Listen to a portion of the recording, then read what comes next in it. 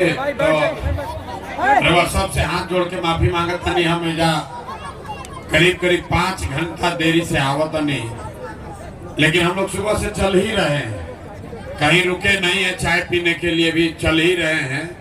रास्ता में जगह मन होता वह रोक लेता, ए भैया खड़ा होकर 2 लाइन बोली ना, बिना बोलने ना जाए दिया जाए। यही चक्कर में अभी देखिए तेजा पहुंचे 5 बजे तेजा आवत नहीं, हम 9 बजे। अभी हमारा के बाजार में एक आदमी साथी खिसियात सन, एगो शहीद के माला रुआ ना चढ़ाई, सब आदमी नाराज हो जाए। ए भाई तो कितना माला चढ़ावल जाओ, अगर माला चढ़ावत रह जाओ, हर जगह घरे घरे रुक के बोलल जाओ तो कभी होकर अंत नहीं के। हम आपसे माफी चाहते हैं, 4 घंटा देरी से आए हैं, लेकिन हम यहाँ वापस फिर से आएंगे और आपसे फिर से ठीक से मुलाकात होगी।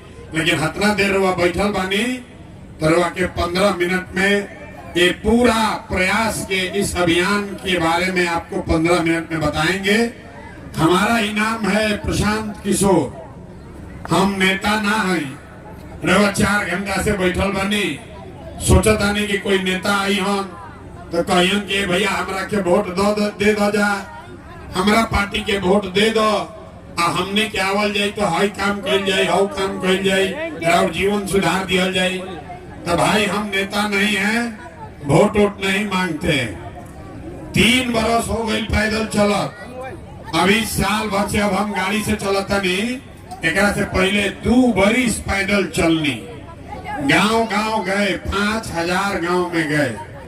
आपके सोनपुर में भी गांव में यहाँ आए थे, 2 दिन यहाँ भी पैदल चले, लोगों को जाकर समझा रहे हैं, जो बात बता रहे हैं। वोट नहीं मांगते हैं, वोट क्या है ना मांगी। ए भाई वोट मांगे वाला तो हर 1-2 बरिस पर कोई ना कोई आवते बा, जे आवता ये कहता हमरा के वोट दे दो, हम आइब न तो तहार सब काम कर दे। ये सुन के जीवन भर से हमने के वोट देले जाता नहीं जा। 40-45 बरिस तक आपके वोट से कांग्रेस ने राज किया, फिर 15 बरस गरीब के बेटा लालू जी के हमने के राजा बनैनी जा। अभी 20 बरिस से नीतीश बाबू कुर्सी पर बैठे हैं। दिल्ली में हम लोग मोदी जी को भी गद्दी पर बैठा कर देख लिए। आपका और आपके बच्चों का जीवन नहीं बदला। तब आयमान कोनो प्रशांत किशोर, रुआ हमार बात सुनो, हमारा पर भरोसा करके फिर हमरा के वोट देव तो एकर का गारंटी बा कि जीतला के बाद हम रुआ संगे धोखा ना करो। ए भाई वोट से पहले तो सब आदमी अच्छे बतियावता, हमू बढ़िया बतियावता नहीं, वोट के बाद ना आदमी गला काटेला। यही से हम वोट मांगवे ना करी। लेकिन 15 मिनट में रुआ के एगो रास्ता बता दे, अगर उसको आप सीख लीजिए, रुआ ठीक लागे तो रास्ता अपना ले, ओकरा बाद जेकरा के मन होके ओकरा के वोट दी। हम एकमात्र नेता बानी जो कहता जेकरा के मन होके ओकरा के वोट दो, लेकिन जो रास्ता दिखाई वैसे वोट रुआ दे। तो और कुछ होके चाहे ना, रुआ लइकन के पढ़ाई रोजगार निश्चित तौर पर बिहारे में हो जाए, ये बात के पूरा गारंटी बा। ना होई तो नेताजी के ना, विधायक सांसद के ना, मुखिया के ना, प्रशांत किशोर के अपना भाई अपना बेटा हमारा गला पकड़िएगा। लेकिन रास्ता सबके जो सिखाई ओकरा के सीखे के बाद। अब भाषण खत्म हो गई, भाषण खत्म, आ सीखे के क्लास शुरू। तो जैसे रुआ क्लास में जाता स्कूल में सवाल जवाब होला, वैसे ही 3 गो रुआ से सवाल पूछो, और रुआ हाँ चाहे ना खाली बोले के बाद। ये बहुत कठिन सवाल नहीं थे, खाली मन से हाँ चाहे ना जोर से बोले के बाद। अभी 15 मिनट में जादू के तरह रुआ दिखी कि राउर गरीबी के, परेशानी के, बदहाली के कारण का बा, एकरा से निकले के रास्ता उपाय का बा। तो जितना आदमी के रास्ता सीखे के बाद, सब के बोले के बाद जब सवाल पूछो तो हाथ उठा के हाँ चाहे ना बोल के हुई। जितना आदमी रुआ सब जा आइल बनी जा, 4-5 घंटा से बैठल बनी, तनी सोच के बताई। आपके गांव में और कुछ हो या न हो, आपके गांव पंचायत में, आपके शहर में, आप और कुछ हो या न हो, आपके बच्चों के लिए बढ़िया पढ़ाई और रोजगार का व्यवस्था होना चाहिए कि नहीं होना चाहिए? हाथवा सबके उठे के बाद, सबके हाथ उठा के बोले के बाद, होके के चाहिए कि ना होके के चाहिए? होके के चाहिए। ये भाई देखी सोनपुर के जनता कितना समझदार बा। एजा जे पढ़ा लिखल बा ऊ हो, जे अनपढ़ बा ऊ हो, जे अगड़ा होके कि पिछड़ा, महिला हो कस की पुरुष, धनी हो या गरीब, युवा हो या बुजुर्ग, सब आदमी कहता कि ना भैया पढ़ाई या रोजगार तो हो कहीं के चाहे। अतना समझदारी सब आदमी के बाद कि अगर वह लड़का के पढ़ाई या रोजगार हो जाए तो कोई मुखिया बने, कोई विधायक बने, लालू बनस, नीतीश बनस, मोदी बने कि प्रशांत किशोर बने, अगर आपके बच्चे के लिए पढ़ाई रोजगार हो गया तो आपका जीवन सुधर जाएगा। इतना बात हमने के पहले से बुझाता। अब देखी देखावत और बदहाली के कारण काहे रवायत सब बुझाता, तब इतना गरीब बदहाल बानी। सब आदमी एक बार तनी अपन अपन लइकन के चेहरा याद कर ली जा। सब आदमी अपने अपने बच्चों का चेहरा याद कर लीजिए और अपने बच्चों के नाम पर एक बार ईमानदारी से बताइए, आप में से किसने जीवन में एक बार भी अपने बच्चों के पढ़ाई रोजगार के लिए वोट दिया है? देखिए चुप, पूरा सोनपुर के जनता चुप। कितना जोर से बोलनी है, ए भैया पढ़ाई या रोजगार होके के चाहिए, होके के तो चाहिए, लेकिन अपना लइकन खाती, दूसर के लइकन खाती ना। हंसे के नहीं खे, बतियावे के नहीं खे रे भाई। अभी ज्ञान के चक्षु खुली, आंख खुली रहुआ। अरे भैया रहुआ तो अपना लइकन के पढ़ाई रोजगार खाती आज ले वोटे ना देनी, लइकन खाती व्रत रखतानी, छठ मनावतानी, लेकिन अपने बच्चों के लिए आपने आज तक वोटे नहीं दिया। अब कोई खड़ा होके कही पका के कि भैया ये क्या बात भाई, हमने से तो कोई पढ़ाई रोजगार खाती वोट मांगे अबे ना कोई। एकर क्या गारंटी बा कि पढ़ाई रोजगार खाती वोट दिहल जाए तो मिल जाए? केकरा के वोट दिया हो, लालू के कि नीतीश के, जनसुराज के कि मोदी के? अभी हम आपको दिखाते हैं, जिसको वोट देना है दीजिए। आपके बच्चों को पढ़ाई रोजगार कैसे मिलेगा, अभी ये जादू आंख के सामने देख के जाए। दूसरा सवाल के जवाब दी और जादू अभी दिखी। सब आदमी तनी सोच के बताई जा। 3 गो सवाल के जवाब देवे के बाद, एगो हो गई, 2 गो बाकी बा। दूसरा सवाल का जवाब दीजिए। राज तक आपने जिस दल को, जिस नेता को वोट दिया, वो नेता लोग आपका और आपके बच्चों का काम किया है कि नहीं किया है? नेता सब काम किया है कि नहीं किया? हाथ उठा के बोले के बाद ना, हाथ सबके उठावे के बाद। हाथ के बड़ा महत्व बाद में बताई कि हाथ काहे उठवावता नहीं, हाथ उठाकर बताइए, नेता लोग आपका काम किया है कि नहीं किया है? किया है कि नहीं किया है? ए भाई सोच के बताइए, किया है कि नहीं किया है? नहीं समझा कह ना, अब पलटिया था मत भाई, वीडियो में रिकॉर्ड हो गई। सब आदमी कहले बा कि भैया जेकरा के वोट देनी जा, आज तक हमने के कोई कामे ना कइलस। तो अब जादू देखी, हम गिनवावे शुरू करता नहीं, सही बोलो तो जोर से हाँ कहब जा, आ गलत बोलत तो ना बोलब। जब बात खत्म हो दिखी कि पढ़ाई रोजगार कैसे मिली। पूरा बिहार में, सोनपुर में बहुत सारे लोगों ने 5 किलो अनाज के लालच में मोदी जी को, भाजपा को वोट दिया है। तो बिहार में चाहे जितना चोरी भ्रष्टाचार बा, 1 किलो चोरी करके 4 किलो अनाज जाके गरीब आदमी के मिलता कि नहीं के मिलत? भाई बोले के बाद मिलता कि नहीं के मिलत?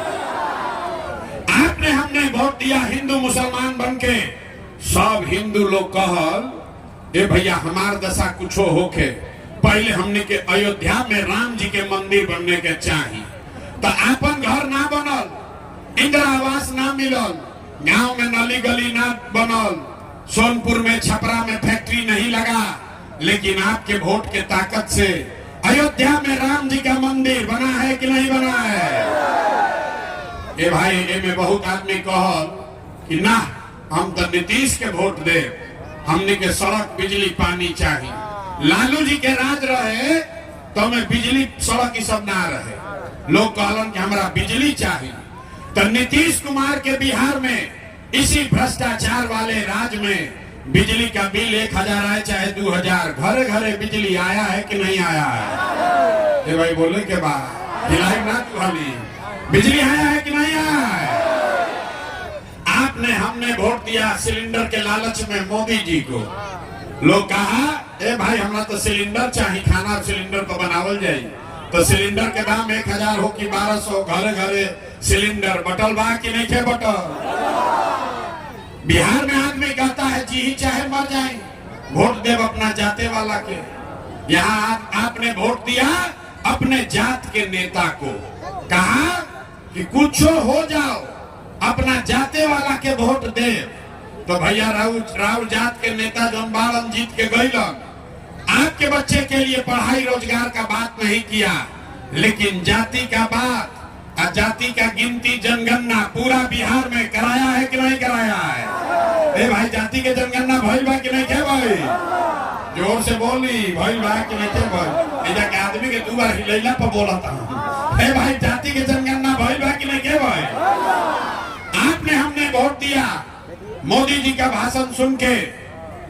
मोदी जी बड़ा गुजरात में विकास कैले बाड़ा। तो हाँ भाई मोदी तो गुजरात में विकास करता ना, पूरा देश का पैसा ले जाके गुजरात के गांव-गांव में मोदी फैक्ट्री लगा रहे हैं। और आपके हमारे बच्चे सोनपुर से छपरा से आपके हमारे बच्चे गुजरात में जाकर नौकरी मजदूरी कर रहे हैं कि नहीं कर रहे हैं? तो कौना बात पर वोट देनी जा जो ना मिलो? ए भाई वो अपना लइकन के नाम पर कहनी है ये भैया आज तक अपना लइकन के पढ़ाई रोजगार खातिर वोट ना देनी जा। यह जादू दिखावे आइल बानी, जौना चीज खातिर वोट देनी तो मिलता, जिसके लिए वोट नहीं दिए वो नहीं मिल रहा है। आपने अनाज के लिए वोट दिया, 4 किलो अनाज आपको मिल रहा है। आपने मंदिर के लिए वोट दिया, अयोध्या में मंदिर बना है। आपने बिजली के लिए वोट दिया, घर घर बिजली आई है। आपने जात के लिए वोट दिया, जाति का चर्चा गिनती हो रहा है। आपने सिलेंडर के लिए वोट दिया, सिलेंडर घर घर बटा है। आपने गुजरात के विकास के लिए वोट दिया, गुजरात में विकास हो रहा है। आपने अपने बच्चों के पढ़ाई रोजगार के लिए वोट नहीं दिया, इसीलिए बिहार भर के बच्चे अनपढ़ और मजदूर बन गए। यही बात बताने आए। वोट ना मांगी, वोट ना मांगी, यह दिखावी ला आईना। बहुत बात कड़वा बोलते हैं, गांव-गांव जाके हाथ जोड़तानी लोग के कि अगर आप अपने बच्चों की चिंता नहीं करोगे तो दुनिया में कोई आदमी, कोई दल, कोई नेता आपके बच्चों का चिंता क्यों करेगा? बिहार में आदमी के सुधार ही के नहीं थे, 5 वर्ष बैठ के रोता है, ए भैया पढ़ाई नहीं थे, ए भैया रोजगार नहीं थे, बड़ा भ्रष्टाचार बा, ए भैया हमने के खाए के नहीं थे। जैसे ही वोट आई कि सब बात भुला जाए, अपना लड़कन के चेहरा भुला जाए। तो सब आदमी अभी आपको दिखाते हैं आपके दुर्दशा का असली कारण, और ये भी दिखाएंगे कि हाथ क्यों उठवाते हैं। सब आदमी जरा सोच के बताइए, और कुछ हो या ना हो, आपको अपने बच्चों की चिंता है कि नहीं है? हाथ उठाइए और बोलिए। दोनों हाथ सबके उठावे के बाद आप लड़कन के चिंता बा कि ना बा? है, जोर से बोलो भाई, है कि नहीं है? है। सबका सब लोग झूठ बोल रहा है, पूरा समाज झूठ बोल रहा है। अभी दिखाते हैं, आपने कहा कि हमको हमारे बच्चों की चिंता है, यही हाथ उठाए थे। हम आज 5000 गांव में पैदल गए, 3 बरस हो गया, आज आपके गांव में आ रहे हैं। अभी हमारे साथ चलिए, अगर रास्ता में 100 को बच्चा मिलेगा, आपके बच्चे मिलेंगे, 100 बच्चे अगर मिलेंगे, आधे से ज्यादा आपके बच्चों के शरीर पर शुद्ध कपड़ा नहीं है। आधे से ज्यादा बिहार के बच्चों के शरीर पर कपड़ा नहीं है। रास्ता में जितना छोटा बच्चा मिलता है, ज्यादातर बच्चों के पैर में 50 रुपया का हवाई चप्पल भी नहीं है। लोग से पूछा था नहीं, ए भाई ये लड़का के का दशा कैले वाला? आदमी कहता है, ए भैया इतना गरीब बानी, कहां से कपड़ा पहनाई, कहां से चप्पल खरीदी, कैसे पढ़ाई? तो मेरे भाई, जिन नेताओं ने आपको इतना गरीब और बदहाल बना दिया कि आपके बच्चे के शरीर पर कपड़ा नहीं, पैर में चप्पल नहीं, खाने के लिए भरपेट भोजन नहीं, आपके बच्चे के पढ़ने के लिए विद्यालय नहीं, आपका बच्चा बीमार पड़ जाए तो दवा डॉक्टर अस्पताल नहीं, वही नेता अभी आएगा चुनाव में।